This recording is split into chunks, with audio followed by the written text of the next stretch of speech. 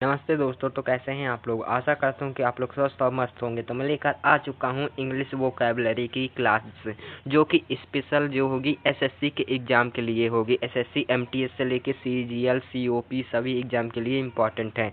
इसमें हम क्या करेंगे, इसमें हम इंग्लिश की वोकैबुलरी को ख़त्म करने वाले हैं। टोटल इसमें 50 क्लास होंगी या 50 से ज़्यादा भी हो सकती हैं, जिसमें आप लोगों को वोकैबुलरी को एकदम ट्रिक के माध्यम से याद कराया जाएगा और आप लोग पूरी क्लास में ही इस वोकैबुलरी को याद कर लेंगे, ये पूरी गारंटी, ठीक है।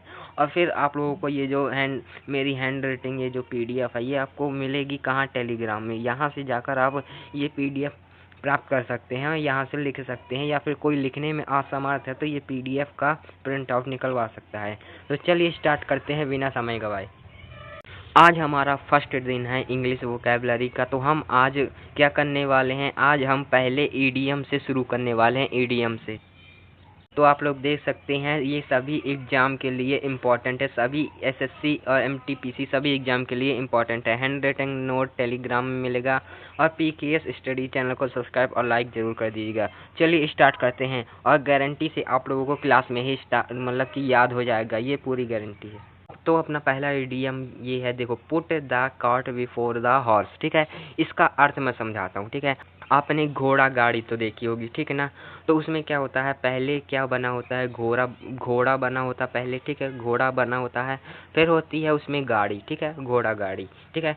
बस आपको इतना समझना। अब इसको पढ़िए, put the cart before the horse. देखो, पुट यानी होता है रखना, द कार्ट यानी गाड़ी, ठीक है, बिफोर द हॉर्स, ठीक है। पुट यानी होता है रखना। तो पहले हम ये बोल रहा है, पहले रखो आप गाड़ी को, ठीक है, पहले गाड़ी को रखो बिफोर द हॉर्स, फिर उसके बाद आप हॉर्स यानी घोड़े को रखो। तो पहले गाड़ी को रखेंगे फिर घोड़े को रखेंगे, तो ये गलत हो जाएगा। ये क्या हो जाएगा, ऑर्डर में ना होगा, डिसऑर्डर में होगा, ठीक है, गलत क्रम में हो जाएगा। तो इसे हम क्या कहेंगे, डिसऑर्डर। क्या होगा, डिसऑर्डर होगा, ठीक है।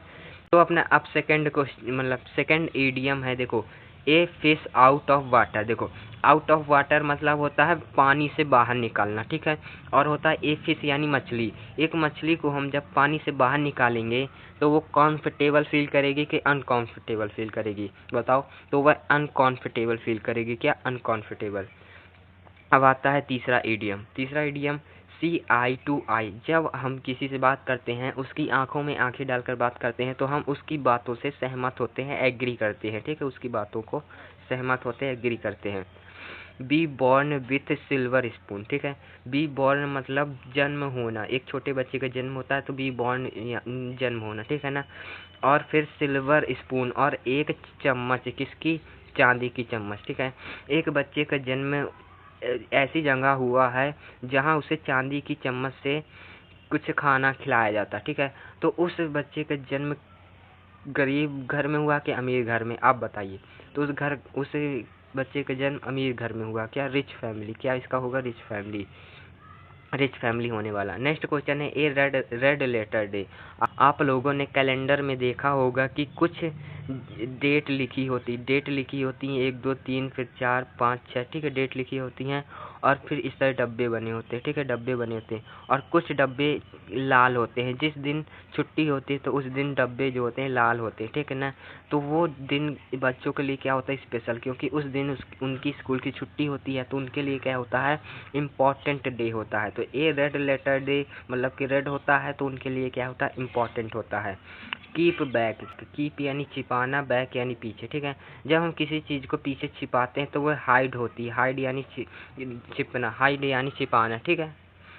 बैकबोन, बैकबोन अपनी जो रीढ़ की हड्डी होती है उसे बैकबोन कहते हैं, और बैकबोन यानी रीढ़ की हड्डी को बैकबोन कहते हैं। और जो रीढ़ की हड्डी होती है वो वीकनेस होती है कि स्ट्रांग, क्या होती है, वह स्ट्रांग होती है, मतलब मजबूत होती है।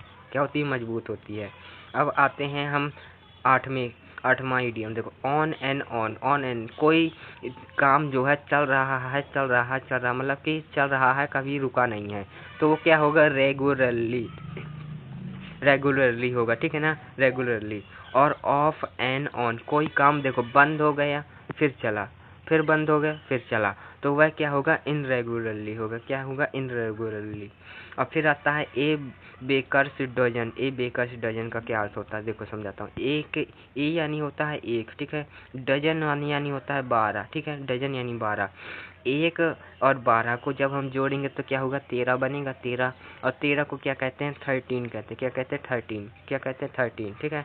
अब आते हैं नेक्स्ट क्यू, देखो 11वां है carrot and stick. Carrot and stick. Carrot यानी होता है, क्या होता है, कैरेट यानी होता है गाजर, और स्टिक यानी होती डंडी, ठीक है ना। स्टिक यानी डंडी।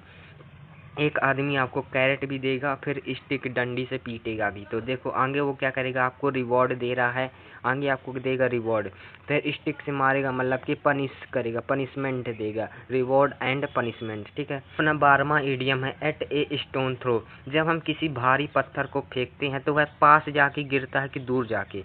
तो वह जब वह भारी होता है तो वो पास जाके गिरेगा, तो क्या होगा, वेरी नियर। क्या होगा, वेरी नियर, ठीक है। A gift of God. A gift of God, वो उसको बोल, एक व्यक्ति है जिसे हम बोलते हैं गिफ्ट ऑफ गॉड। क्यों, क्योंकि जो है उसके पास टैलेंट है स्पीकिंग, उसके पास बोलने का टैलेंट है, वो सबसे अच्छे से बात करता है, और तो उसकी इमेज सबके सामने अच्छी है, तो उसे क्या बोलेंगे, टैलेंट ऑफ स्पीकिंग। उसके पास स्पीकिंग का टैलेंट है, बोलने का टैलेंट है, तो उसे सभी लोग क्या बोलेंगे, a gift of the God. A gift of the God. और फिर आता है अपना नेक्स्ट ईडियम है, देखो अपना नेक्स्ट ईडियम 14वां, ये spread spread like world fair, ठीक है। वर्ल्ड फेयर, इसका क्या अर्थ होता है, तो देखो स्प्रेड यानी फैलना होता है, लाइक यानी जैसे, वर्ल्ड फेयर मतलब जंगल में आग, ठीक है। जंगल में जो आग होती है वह धीरे फैलती है कि जल्दी फैल जाती है, तो जंगल में जो आग होती है वह धीरे धीरे रैपिडली यानी धीरे धीरे फैलती है, ठीक है। देखो जो होता है स्प्रेड यानी होता है फैलना, लाइक यानी जैसे, वर्ल्ड फेयर मतलब कि जंगल में आग, तो वह धीरे धीरे फैलेगी, जल्दी थोड़ा ना फैलेगी। अब 15वां क्वेश्चन है हैंड पैकेड हस्बैंड। इसका क्या अर्थ होता है, हैंड पैकेड हस्बैंड मतलब कि हैंड किसी के हाथ में, पैकेड यानी बंद होना। तो एक हस्बैंड जो होता है वो किसके हाथों में बंद होता है, a husband under control of his wife. क्यों, वह अपने वाइफ के कंट्रोल में होता है, किसके कंट्रोल में, वाइफ के कंट्रोल में होता है, ठीक है। अब आता है 16वां no love lost. No love lost का क्या अर्थ होता है, नो यानी नहीं होता है, लव यानी प्रेम होता है, लॉस्ट यानी खोना, ठीक है। एक व्यक्ति है जो आपसे अच्छे से बात नहीं करता, लव लॉस्ट यानी अच्छे से बातें नहीं करता, तो आप उसे खो देंगे, वो आपसे अनफ्रेंडली हो जाएगा। क्या, आपका फ्रेंड नहीं होगा, अनफ्रेंडली हो जाएगा, अनफ्रेंडली की जैसे आपके साथ व्यवहार करेगा। नो लव लॉस्ट का अर्थ होता है, ठीक है। तो फ्रेंड्स इस वीडियो में इतना ही, मिलते हैं नेक्स्ट वीडियो में, और कमेंट करके ज़रूर बताएं कि आपको क्लास कैसी लगी, और PDF आप लोगों को टेलीग्राम में मिलेगी। और जाते जाते चैनल को सब्सक्राइब और वीडियो को लाइक ज़रूर कर दीजिएगा।